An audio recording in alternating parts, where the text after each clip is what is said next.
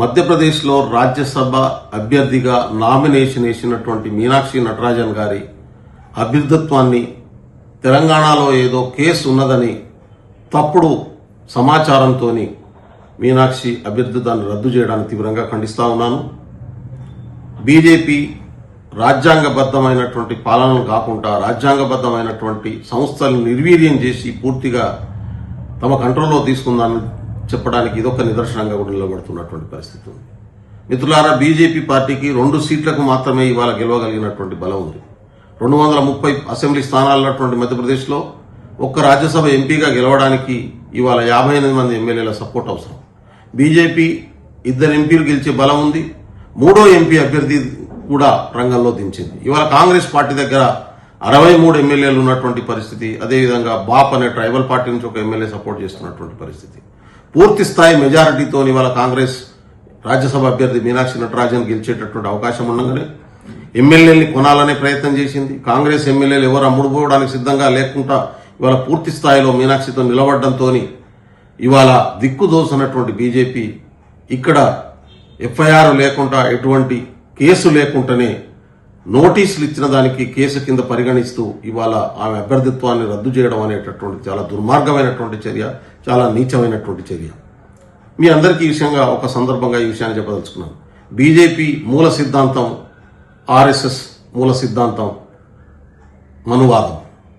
ఈ దేశంలో రాజ్యాంగబద్ధ పాలన లేకుండా చేయాలనేటటువంటి సిద్ధాంతము, ఆలోచన మొదటి నుంచి కలిగి ఉన్నాయి.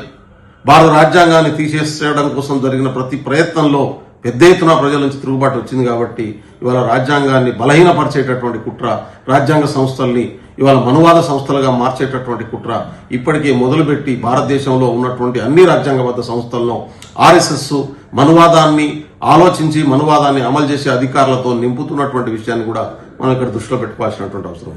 అదే క్రమంలో ఇవాళ రాజ్యాంగం మీద నమ్మకం లేనటువంటి బీజేపీ రాజ్యాంగాన్ని బలహీనపరచడం కోసం అన్ని రకాల ఎత్తుగళ్లతో ఇవాళ బలహీనపరుస్తున్నటువంటి పరిస్థితి ఉన్నది.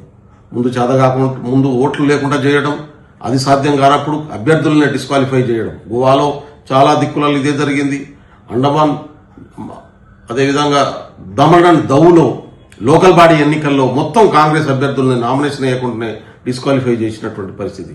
ఇదే క్రమాన్ని ఇవాళ అసెంబ్లీ పార్లమెంట్ స్థాయిలో కూడా అమలు చేసేటటువంటి ప్రక్రియకు ఇలా బీజేపీ పూనుకున్నది. అందులో భాగంగానే ఇలా మధ్యప్రదేశ్లో మీనాక్షి గారి అభ్యర్థిత్వాన్ని రద్దు చేస్తున్నటువంటి పరిస్థితి. ఇది ఒక ఎంపీకి సంబంధించిన విషయమో కాంగ్రెస్ పార్టీకి సంబంధించిన విషయం మాత్రమే కాదు. భారతదేశంలో రాజ్యాంగం ఉండాలి, ప్రజాస్వామ్యం ఉండాలంటే ఖచ్చితంగా బీజేపీ చేస్తున్నటువంటి మనువాదపు ఆలోచన పునాదుల్ని పెకిరించి రాజ్యాంగబద్ధ పాలన వైపు వ్యవస్థను మళ్లీ తీసుకురావాల్సినటువంటి అవసరం ఉంది. ఇది ఖచ్చితంగా భారతదేశ ప్రజలంతా ఏకమై కొట్లాడాల్సినటువంటి సందర్భం. ఈ ఎగ్జాంపుల్స్ దృష్టిలో పెట్టుకుని మనమంతా ఐక్యమై మన రాజ్యాంగాన్ని కాపాడుకోకుంటే ఖచ్చితంగా రేపు భవిష్యత్తులో నష్టం జరిగే ప్రమాదం ఉంటుంది.